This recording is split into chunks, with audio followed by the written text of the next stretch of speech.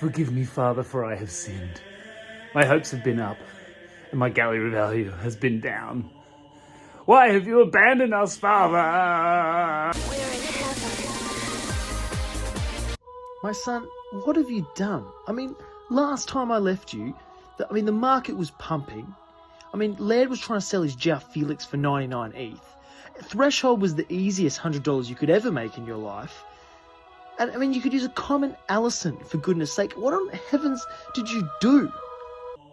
But they introduced limiteds, and the ETH price crashed, and Gawker's on Twitter, and he's telling everyone it's a Ponzi scheme, and we were in a dip, and then we were waiting for the dip to end, and I think we're still in a dip, and I don't think it's always going to be a dip, and I just...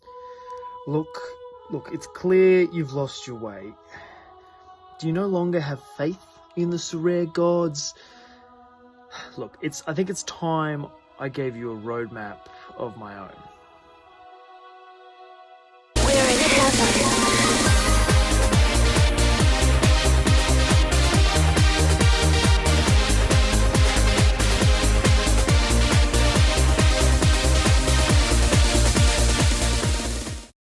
Well, g'day, mates. Well, else to the gods giveth and the gods taketh away.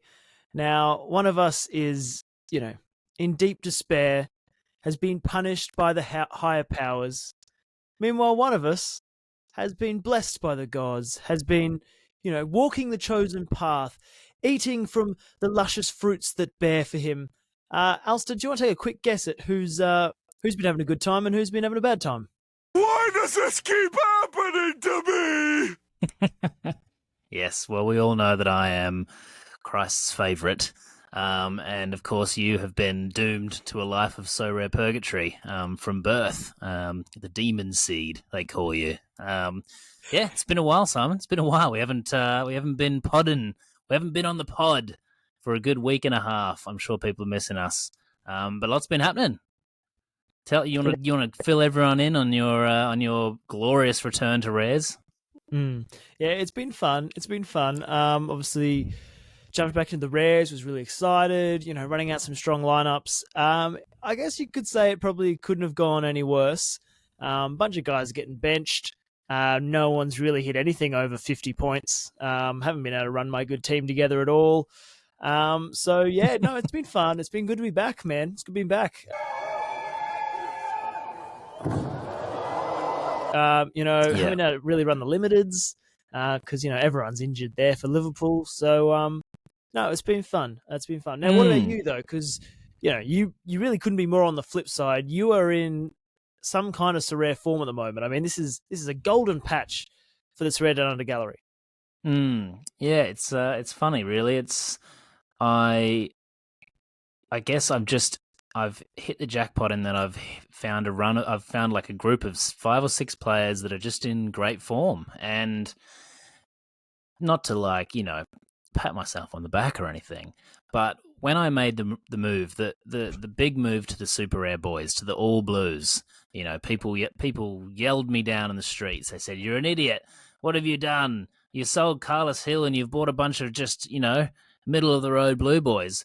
But it's all come together because when you've got consistent performing blue boys and you pump them into All-Star Super Rare, you can usually do pretty well. They don't have to hit the hundreds that you're having to see in limiteds and rare, week in, week out for you to have any kind of return.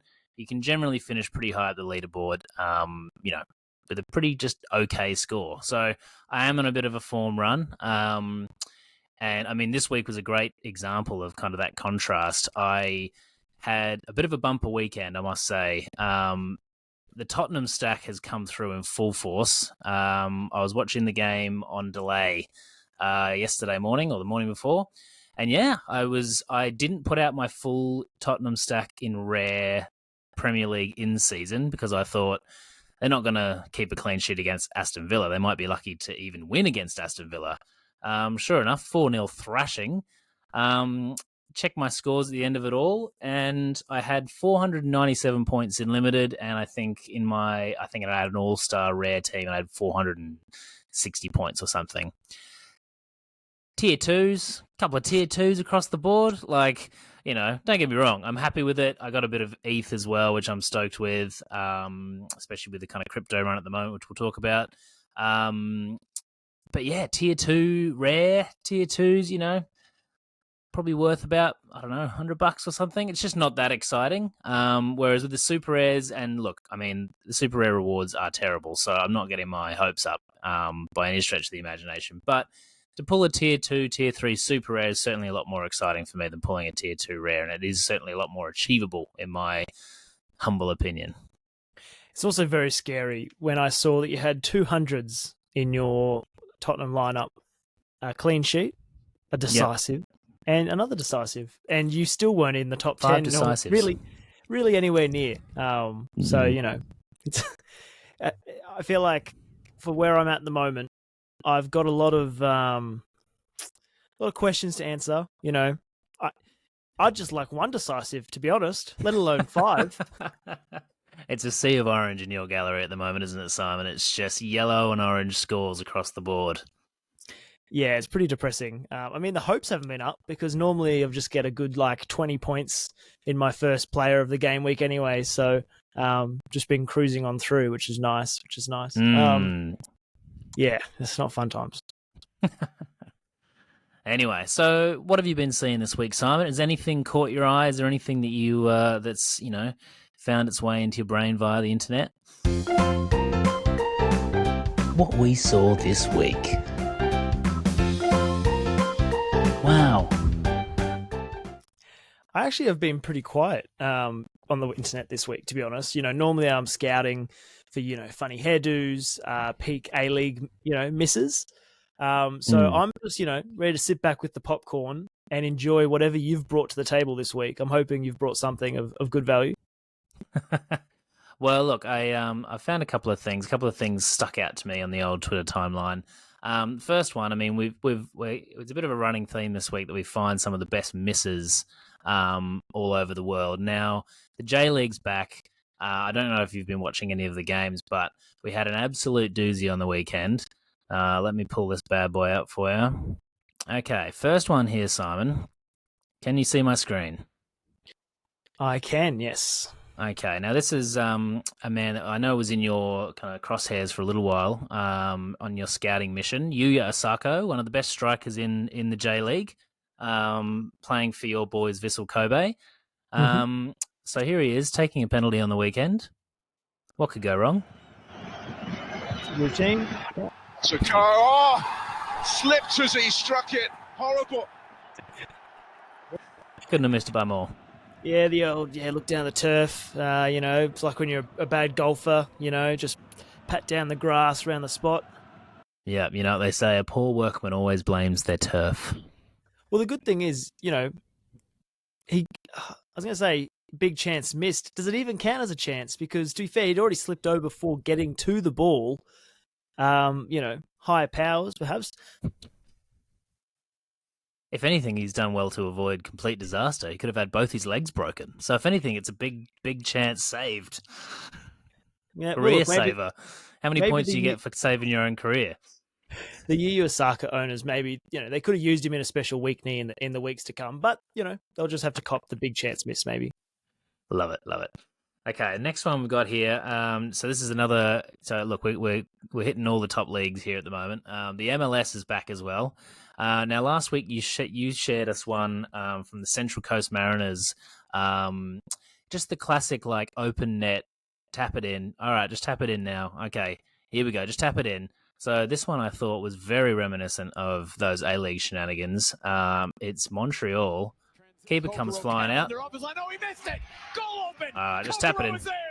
Oh, cut around. Just tap it in. Just tap it in. Just tap it in now. Miss.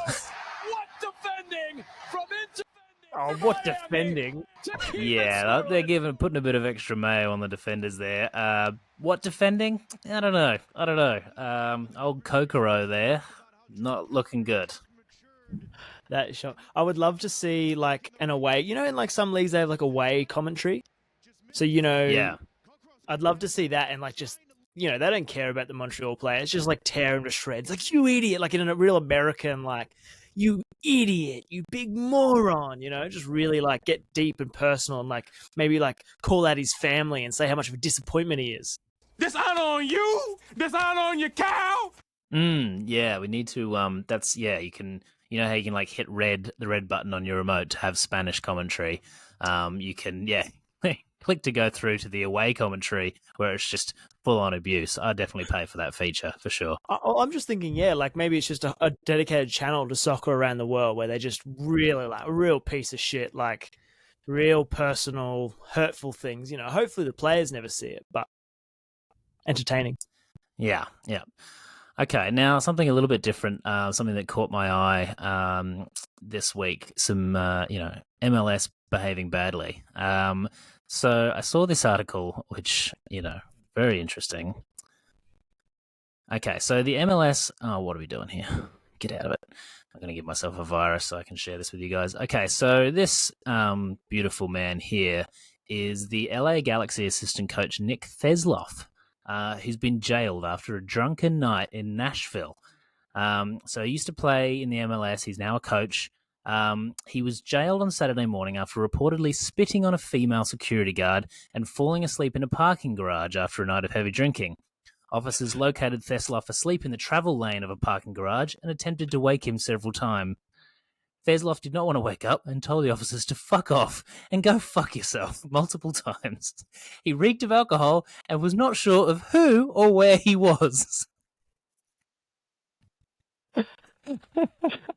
So he was booked into the Metro Nashville jail on the 9th of March, charged with public intoxication. His bond was set at $100. $100. Oh my goodness. I thought that was just a great story. I thought that was a great bit of journalism to include that he told the officers to fuck off. And he didn't know who or where he was. Full stop. Now, we've got a bit of exclusive news here on the Sorare Down Under podcast. So it turns out that Big Nick over here, wasn't alone on his drunken rampage on Saturday night. So we've actually found some CCTV footage of his drinking buddy, who I think has managed to evade police. So if you just look here, Simon, basically, so here's the CCTV footage. Now, if you zoom in, you recognize that face? Oh, man. Joe just taking his demotion from starting between the sticks rather heavily. A big, Buttery Joe. Big night out with Nick. I mean, when you've got that moustache, you just can't be trusted. I mean, having that moustache is a one-way ticket to waking up in a parking garage, not knowing who or where you are. Oh, man, wow. Fall from grace from one of MLS's most beloved goalkeepers right there. What we saw this week. Wow. Okay, Simon. Well, look, it's time. I mean, as humble servants to the great power that is the Sorare gods, we are just humble servants, of course. Now, some may remember about a little over a year ago, we received upon high the word of God, the 10 Sorare Commandments. Now, of course, we've been living by those commandments, of course. Mm-hmm. Of course, blessing be upon you, brother. We've been living by those commandments day in, day out. But as in the original Bible, the first Bible, it was pretty good. There was a bunch of old Jews in the desert, and there was...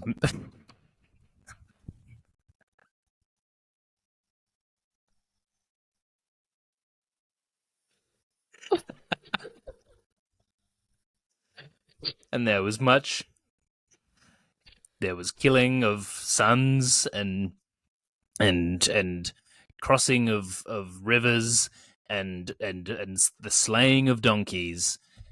But people wanted something new. The times were changing, They wanted some support casts. They wanted some spin-offs. They wanted the Gospel of Luke. They wanted Mark. They wanted John. They wanted Peter. They wanted the whole crew. They wanted some different stories. They wanted to freshen it up a little bit, bring in some new characters. Jesus, one of the greatest introductions of a character or any story that we've ever heard.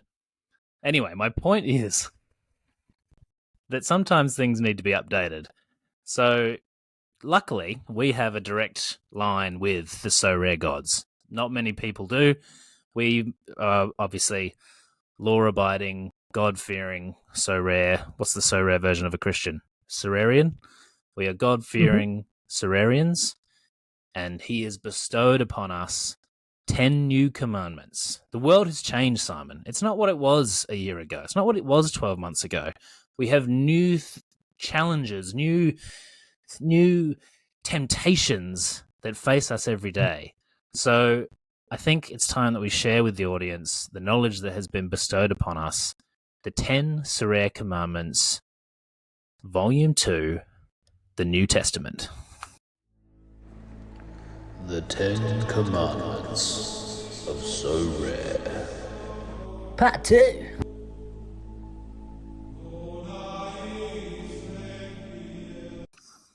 Exactly right, Alistair. Now, as disciples of the Sorare gods, we want to live a life free of sin, and it gives me great pleasure, of course, to share with you all the first commandment of the New Testament: "Thou shalt not plan."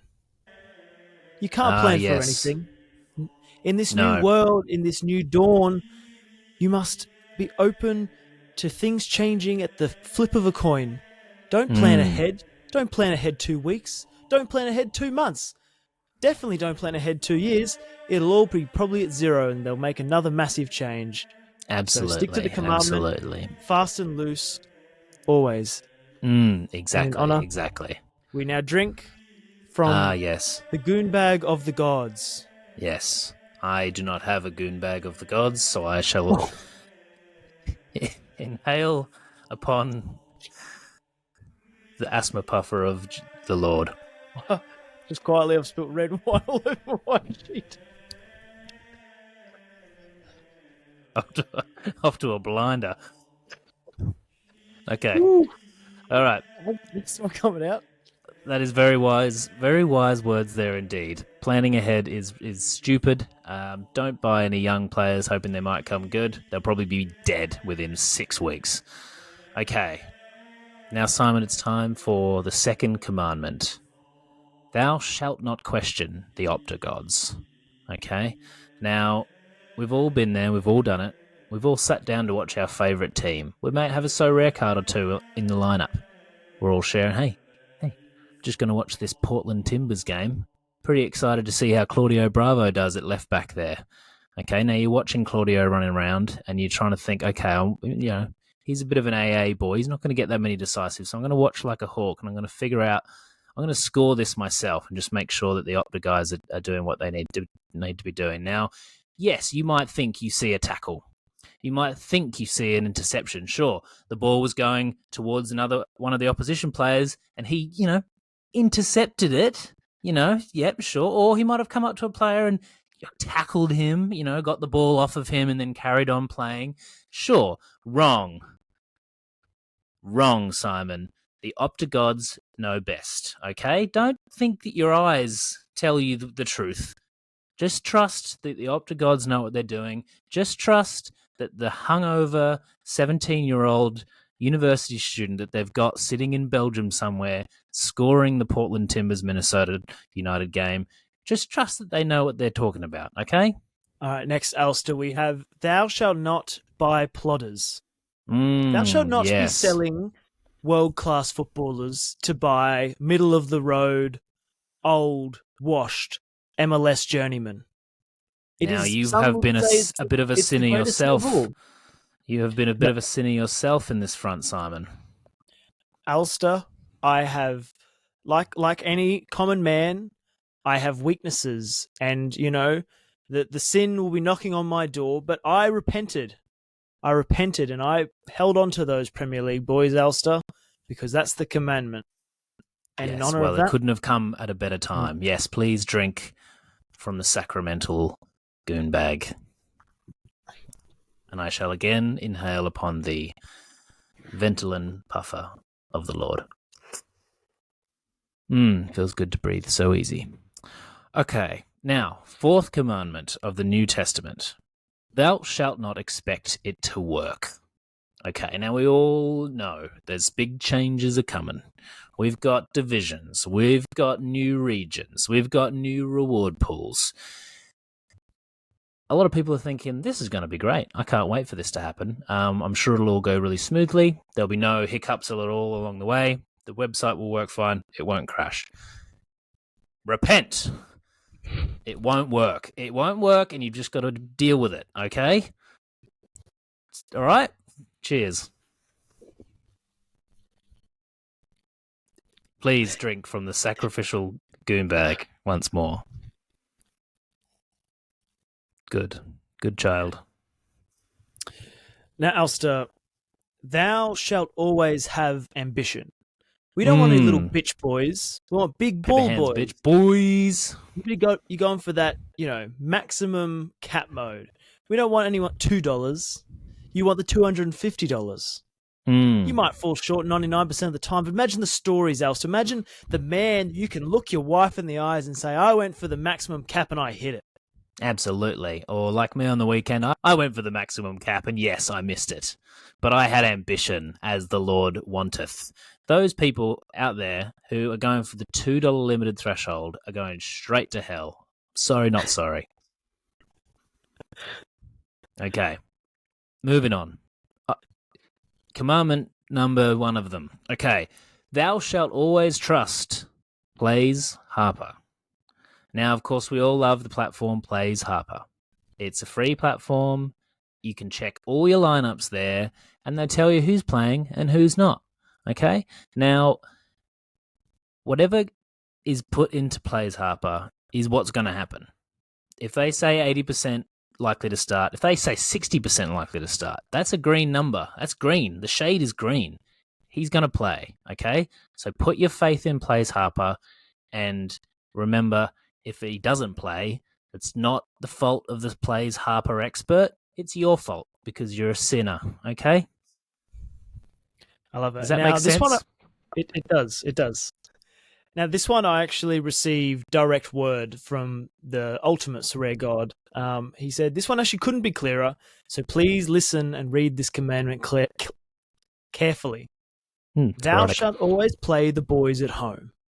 Yes. He was actually a little bit frustrated, Alistair, because he said, like we see, sometimes the common man may think they might be gods themselves. I know for a fact you've at times thought you were a god, but God says no. He's actually made it quite simple. Sorare is easy if you just play the guys that are at home. It's a massive advantage in soccer, and just do it. Of course. As with all of these commandments, just shut up and do it, okay? Now, of course, the Sorare God that you're referring to there, who bestowed that information upon you, that one actually didn't come straight from Sorare God. It did come through our good brother in Christ, Brother Gator Guy, who, of course, has always long been an evangelist for playing the boys at home. None of us listened, of course, but how wrong we all are. Doing God's work. That's right. Okay, now this one is a little bit more, I guess, somber. Thou shalt give it time. Now, Simon, I know what you're thinking. You're thinking sinful thoughts. You've played 2 weeks in a row now with your Asian boys. You put a lot of thought and a lot of effort and a lot of ETH into those Asian boys. You could have held on to that ETH and made a lot of money. You didn't. You placed your faith in the Asia region, rightly or wrongly, and it hasn't worked. But you've just got to remember, as the Lord has said, just give it time. Don't go changing your whole gallery. Don't go selling them all and buying super rares. Just don't do it. Give it time. In the same way, men would walk through the desert and not eat for days or weeks at a time, but they had faith. They had faith that their God would, provide them a goat in the middle of the Sahara. I must also know that my Sho Sasaki will lead me to the promised lands. Yes, he left a goat for them to eat, and now he has left a goat for you to lead you into the promised lands. Just in case anyone needed me to spell out that joke for you. Now, next, Alistair, we have, thou shalt not spend coins on false idols. Stay true to the course. Respect the coins for which you are given. Do not spend them on unnecessary power-ups or boosts that will help you in the SO5 game, but you must hoard them and hold on to them for when coins, undoubtedly make us all very rich because they have so much use in the future game. Yeah. I mean, I see these sinners every week sinning in front of our faces. Mystery jersey raffle tickets. I mean, God, what heathen behavior. Hold on to them. I'm sure. Remember what they said in the great correspondence of a few months ago. You're going to want Sorare coins more than you want Sorare card rewards. Now, why would they say that? Would they say that with no good reason, Simon? Or are they just ever so subtly hinting that pretty soon one Sorare coin will be worth like 10 to 15 US dollars? Well, Elster, they never would say anything and not mean it or follow up on it, so we got to take it as gospel. That's correct. Yes, of course. Now, to finish off the 10 Commandments, Elster, they're all equally important, but this one, we've seen many brothers and sisters take this upon themselves to ensure that they give themselves the most chance of entering the promised land. And by the promised land, I mean goal scoring form, and that is thou shalt dye their hair blonde. Are you shit at football? Are you some miserable washed-up loser who can't find the back of the net to save his life? Do all your teammates laugh at you and call you names like brown-haired idiot? Then maybe you should try dyeing your hair blonde. Blonde hair is guaranteed to make you at least 368% better at football. Before you know it, your teammates will be saying things like, great goal, and cool hair, and oh, my girlfriend really wants to sleep with you now and I'm very upset about that. Blonde hair. Look cool, play cooler. This ad has been paid for and sponsored by Jonas Windy Boy Wind. Of course, we have seen the most important commandment. Yeah, seen plenty of our brothers, follow down the path, trust in the process, and they've been rewarded, and they've found form at the most important time. Of course, and I mean, who can forget, one of the great footballing players of our era, Lionel Messi. Not too long ago, he dyed his hair blonde, playing for Barcelona, winning the Champions League. Sadly, gave in to temptation, dyed his hair back to brown. Now he's in the MLS. It's a sad sight. Sad story. Well, there you go, Elster. That's the 10 Commandments. I mean, there's no joking around. There's no horsing around when it comes to the commandments. We must take them very seriously. Do not be a sinner. Very seriously. You will come back it'll haunt you for the rest of your life. That's right. Listen to us. Trust us. We heard it's direct. This came from direct. We didn't make these up. This is direct word from Sorare God. So just listen. All right. Cool. Now, moving on. I'm not going to be able to get this stain out of my sheet. Yeah, no, you fucked it. Go on forever. Okay, now, Simon, go on. Sorry, Elsa. I just want to say, should we jump in very quickly? Now, I don't know if there's much of an update to give, but let's talk briefly about the underdogs, or the underdogs that once were. Yeah, look, we made a bit of a call on last week's pod to give Sheffield United a shot. We said, hey, wouldn't it be good? Wouldn't it be a great story if Sheffield United were to topple Arsenal? No one likes Arsenal. Give them a good beating, at home, upset the apple cart, toss the Premier League table on its head. Within about 15 minutes, they were 4-0 down. So, dead to us? Definitely dead to us. Dead to us, yep. Sorry, Sheffield United, you suck. All right, well, should we pick another one? Oh, should we? I guess. I mean, the weekend is a little way away. Let's have a look. We could do one for the midweek, but I think the weekend's always a bit better. Let's have a look here.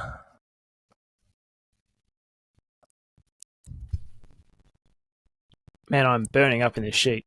Oh, man, me too. Absolutely. It's like 40 degrees here. Okay, let's quickly pick our underdog for the coming weekend. Alrighty, so looking ahead to the week, obviously the odds may need to be updated at a later date, but this is for game week 459.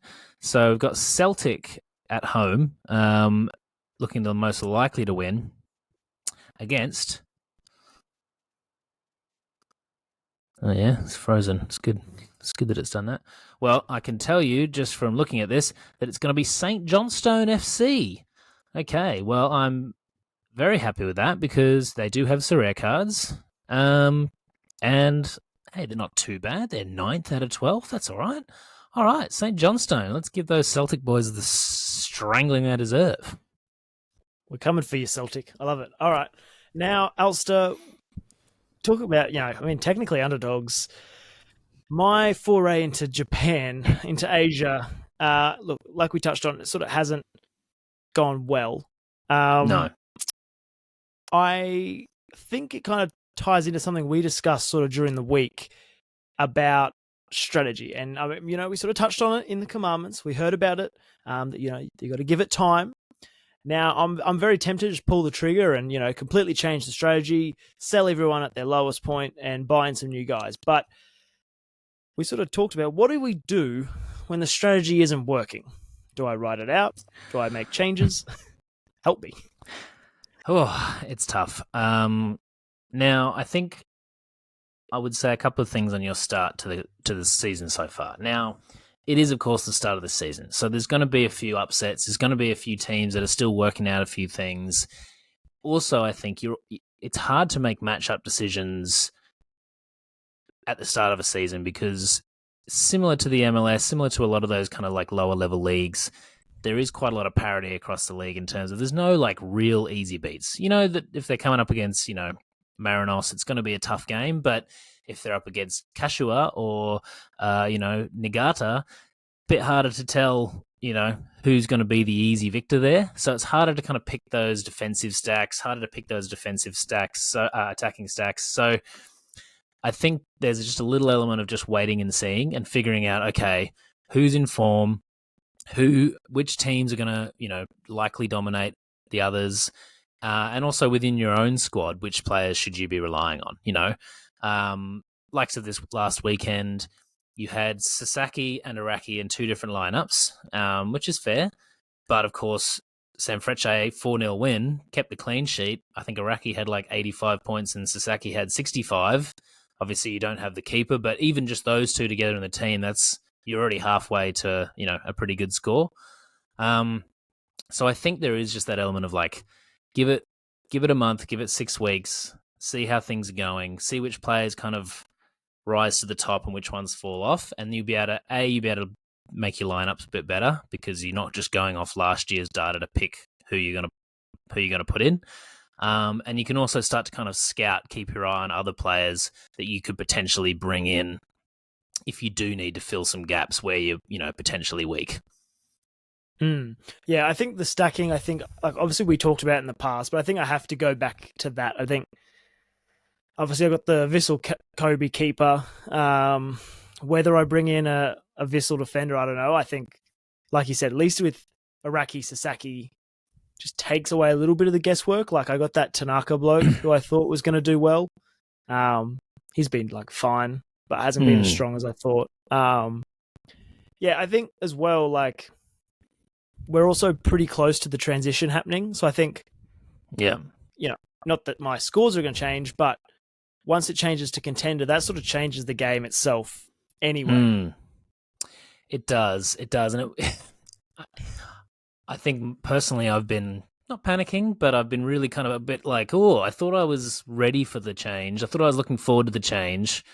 And I am in many respects. Like I'm looking forward to having divisions and I think that is very exciting for the both of us.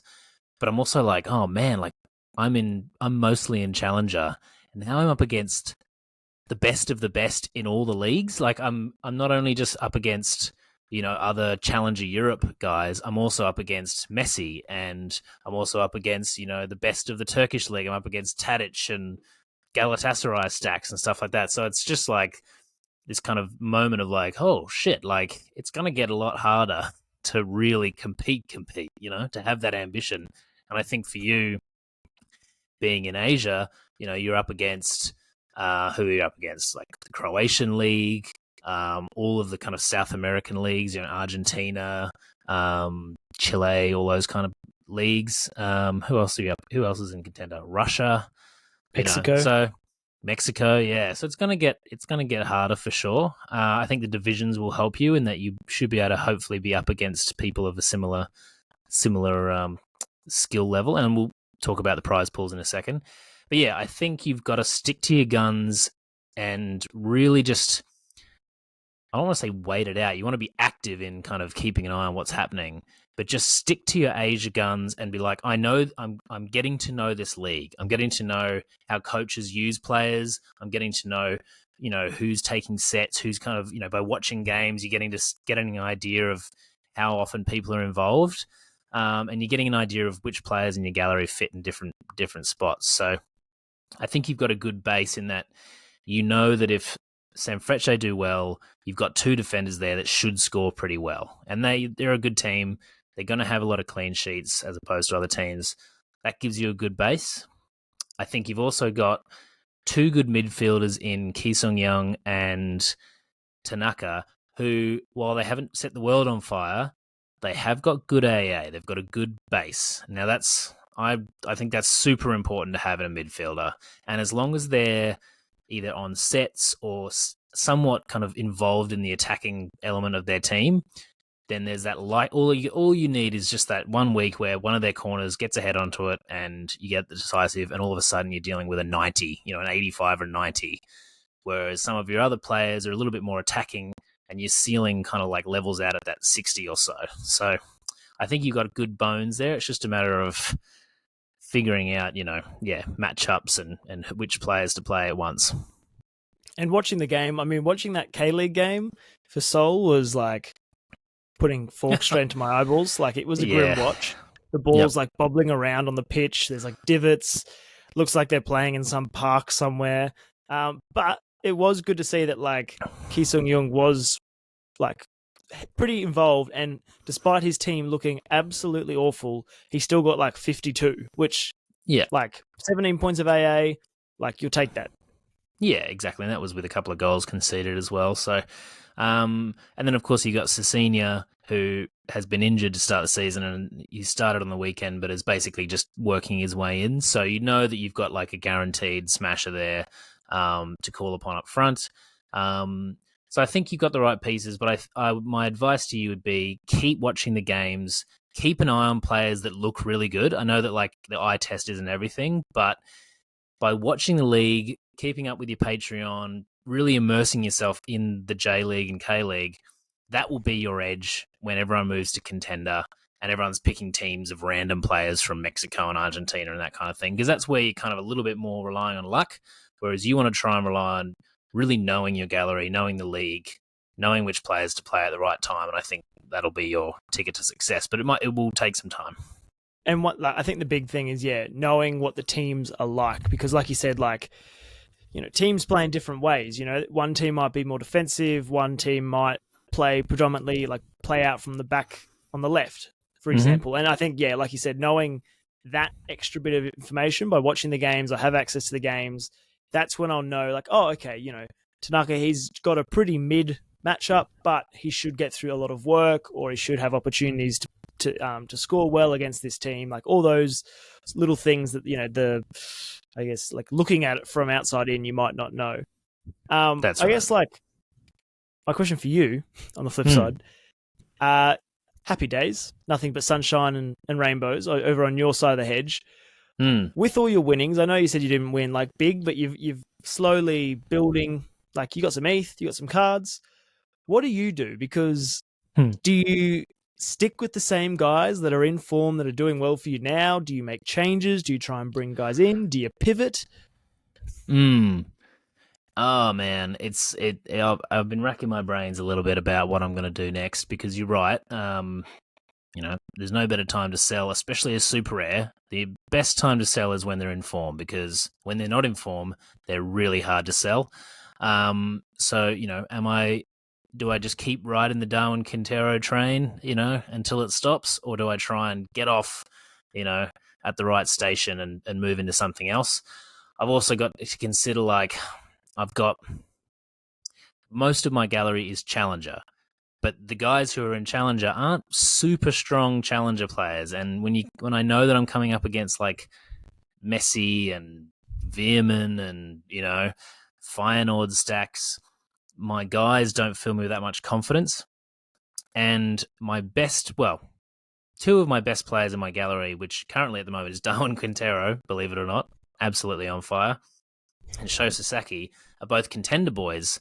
Now, I don't have a contender goalkeeper, so I don't really have like a strong team there. So, and then my other dilemma, just to throw that in the mix, is that one of probably my best card on the platform, my Heung-min Son Super Rare, is not all alone. I've now got that Armand Lorient, but pretty much all alone over there in Champions. So I think right now my strategy is just keep playing them in All-Star until August, and then just see what I can win between now and then make my build a strategy for next season.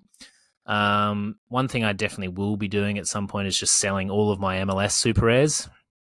And now what I'm going to do is hold on to that ETH, hope that ETH flies to the moon between now and, September. I'll take a little bit of that and I'll go and buy some really good MLS rares, because I'm not going all summer without any kind of action. So I want to have some good rares that I can play in challenges between now and the off season. I don't want to have my heart tied to MLS Super Rares for the next 5 months. It's going to kill me. So I take that money and either try and buy ahead of next season and pick up some good European Super Rares, or just sit on that ETH and then go on a bit of a spending spree and maybe get some in-season cards in August or September. So that's the rough plan, but I'm in no real rush. Knowing that we've still got the All-Star competitions till August is helping me, because it means I don't have to chop and change my gallery too much between now and then. Buying ETH and just sitting on it is spoken like a man that has really just watched ETH just go through the roof in the past month and a half or a couple of months. Cryptocurrency, it's up and then it's down. It's like erectile dysfunction. You want it up here, but at the end of the night, it's right here. What is that? It's interesting, isn't it? What could possibly go wrong? Do you know how many times, over the last 2 weeks or so, with ETH and Bitcoin and stuff just going on this massive run, I'm thinking of cards that I sold 4 months ago for 0.4, 0.5 of an ETH, that because the whole platform is tied to dollars now, that poor 0.4, 0.5 ETH would buy me so much more if I just held onto it. But of course I was like, I've got 0.4 ETH, better go and spend it.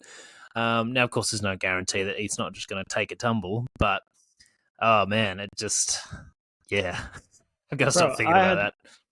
I had my whole gallery value just sitting in ETH, and I literally bought back in, and then it was like, oh, cool, Simon's out of ETH, the ETH game now. Let's go on a massive run and just never stop. Yeah. Well, do you want to play Sorare or do you want to play cryptocurrency? Yeah, true. Well, you could argue which is giving me more of a heartache. I must say, your purchase of Hyun Son Min has been genius. Do you remember when you picked him up? That was I do. When he was injured.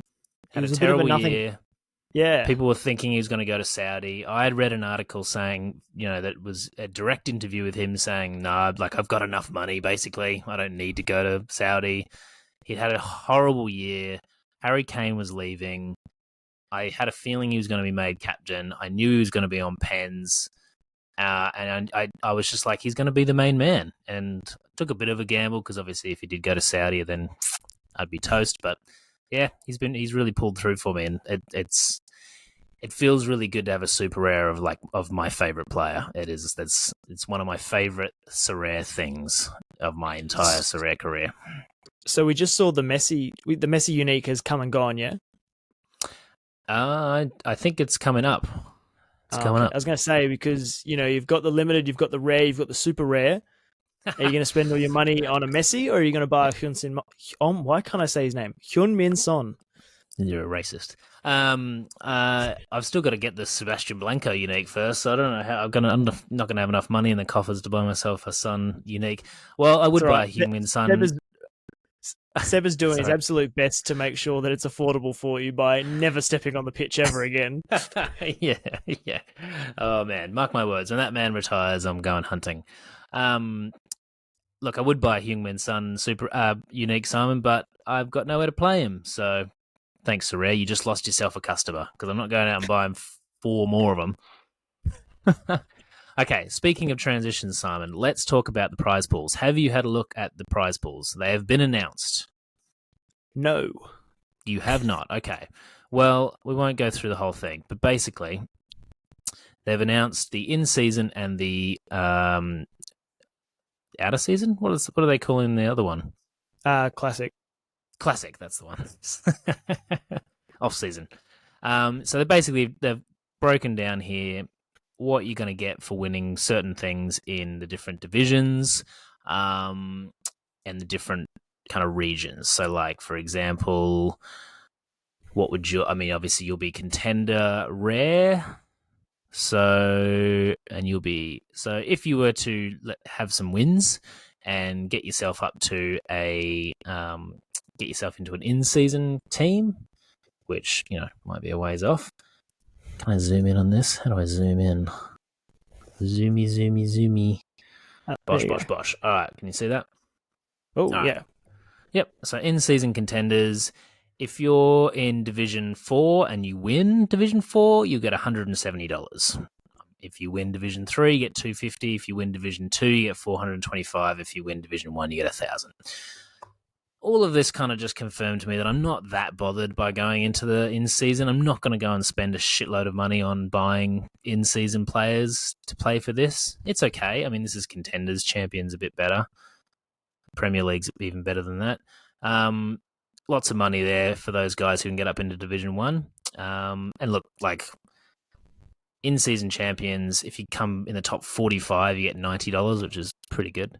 But yeah, I don't know. Playing for cash, just obviously, I think you've just got to. If you're going to be playing for cash, you really got to commit, and you really got to, like. There's been a lot of episodes of the Sorare Data Show about, like,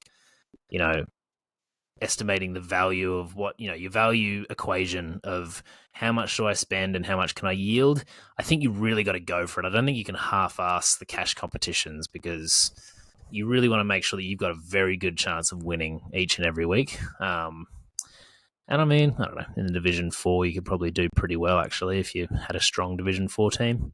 Now, forget all that. Let's talk about where you will be. In season.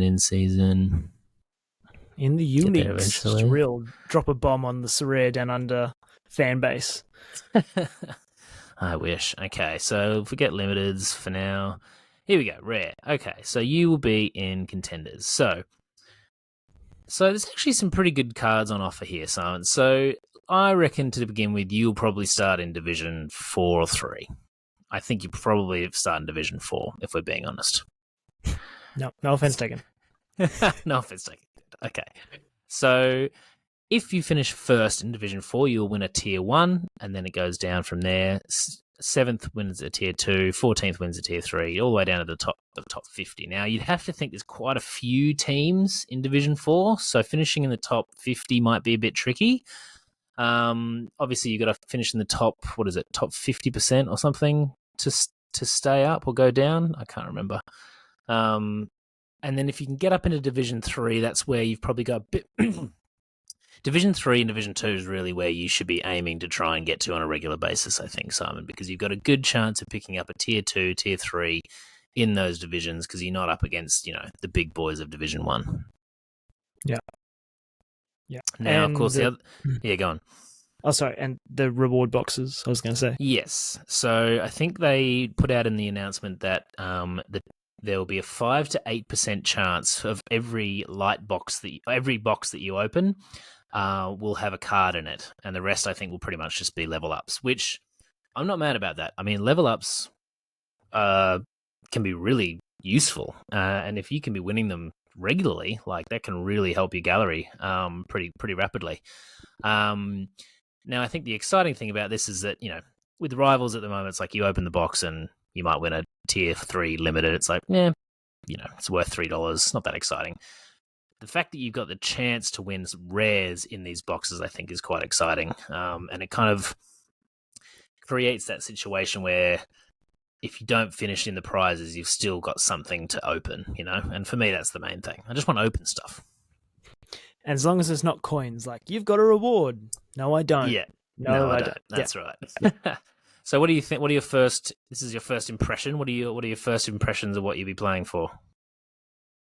Yeah, I don't mind it, to be honest. Like, I don't know. I feel like finishing top of, like, I think it's fair. Like, if you're Div 4, you win. Like, you get a Tier 1. Like, to be honest, like, really, that seems pretty realistic, pretty fair.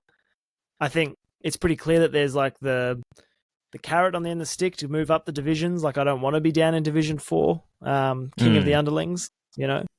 Yeah. So I'm okay with it. Has there been much outroar from the community? Has everyone been chill?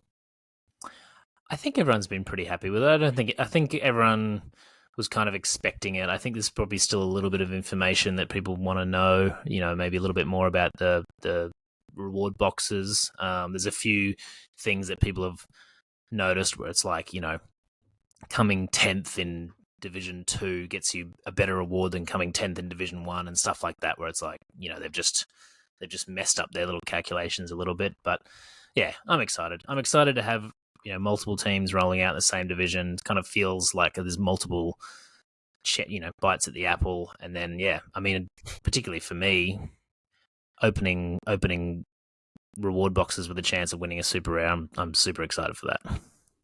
Yeah, no, all good all around. All right, Alistair, should we wrap up there before I faint in this white sheet in the Yeah, heat? we've been getting darker and darker as the episode goes on. Lighting system's gone down. Lord, so... shine your light upon us. Alrighty, let's wrap it up with that. Follow the 10 Commandments. Don't be a sinner. We love you. Bye-bye. Bye.